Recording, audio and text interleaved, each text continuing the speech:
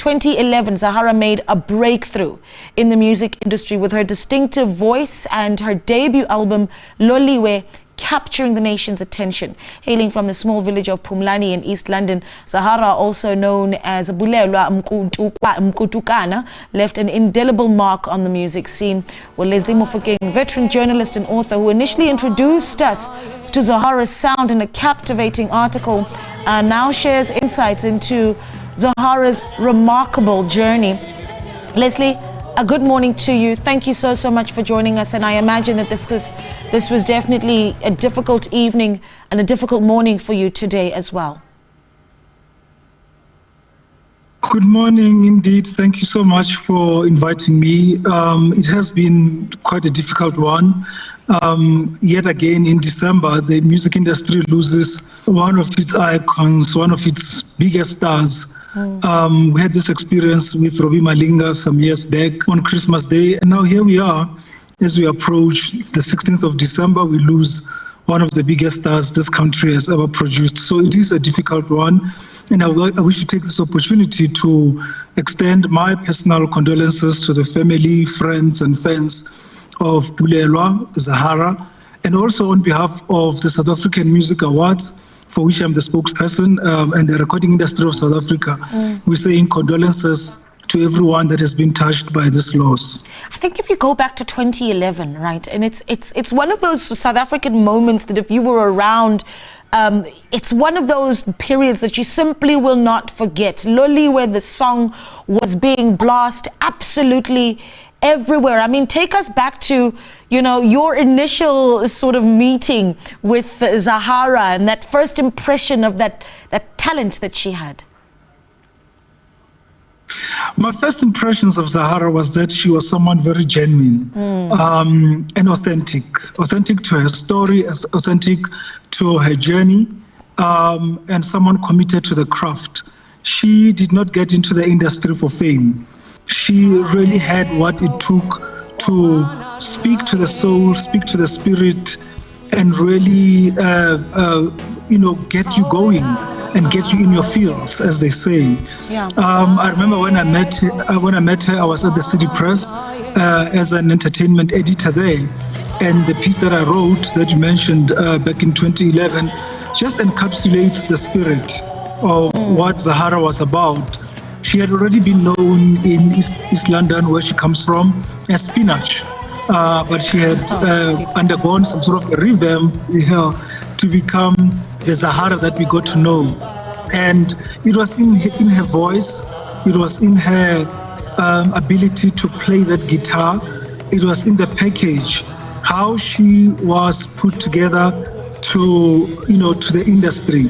It was something very refreshing, something very different, and that is why today we sit here, and when we talk about Zahara, we also all the time run to Loliwe, because that was a milestone, that was a moment in the industry. That album remains one of the biggest, most influential songs or albums to be released by South African artists, in South Africa. So it was quite a moment, and that is why you see the nation responding in this way, because she really resonated with the people. Yeah, I think going back to 2011 as a younger woman myself, one of the things that I go back to was obviously the power of that song. But for many young women, she just came across as someone who was so relatable, right? A mirror to so many of us. What is the lesson that you think we take from her career trajectory, really? I think Zahara herself has spoken openly about the challenges that she faced in the industry, as a musician, as a performer. And I think what we need to remind artists is that this is a business. Yeah. So when you get into this space, into the industry, do not lose sight of the fact that you are a business and that you have to protect yourself and that you have to get your ducks in a row. So she has spoken about it, and I think this is one of the biggest lessons that the industry will have to take. Anyone who wants to get into this industry must actually read up on Zahara and make sure that you are protected, you are informed, and things go your way. Yeah. But also as a human being, really, just as a South African, a young person in South Africa, is don't be despondent about the future. Yes. Don't give up. Use what you have. She comes from a village and came to the big city and really managed to climb the charts and become one of the biggest stars. I mean, there is no single solo act in South Africa that has won 7 awards at the Summers in one night. Goodness. She holds that honor. Others have managed to do it, but they are mostly bands. But as a solo act, that should tell you just the power of her talent and how the industry regarded her. Because the Summers are judged, it's a peer review system. So when you get all of those 7 awards, including Album of the Year, Female Artist of the Year, Newcomer of the Year, that's a validation that money cannot buy. Yeah. And those are the memories that we hold of Zahara, and that's how we'll always remember her as a performer and a musician. Well, I can tell you this: if you were driving around, if you were anywhere in the country yesterday, you would have heard her many anthems. And I think a lot of South Africans will call them anthems because they really have become such a massive soundtrack for our lives. So South Africans obviously celebrating her life, but we look at her as this grand star. You perhaps interacted with her as a person, right? As a young woman.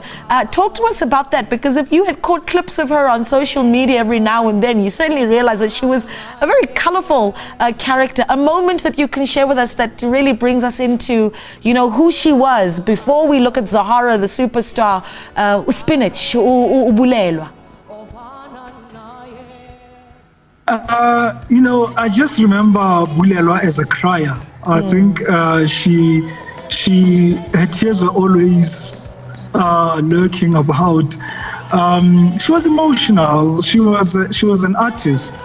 She was intense in many ways, and I think that's what it takes to be, to reach that kind of level of genius. Yeah.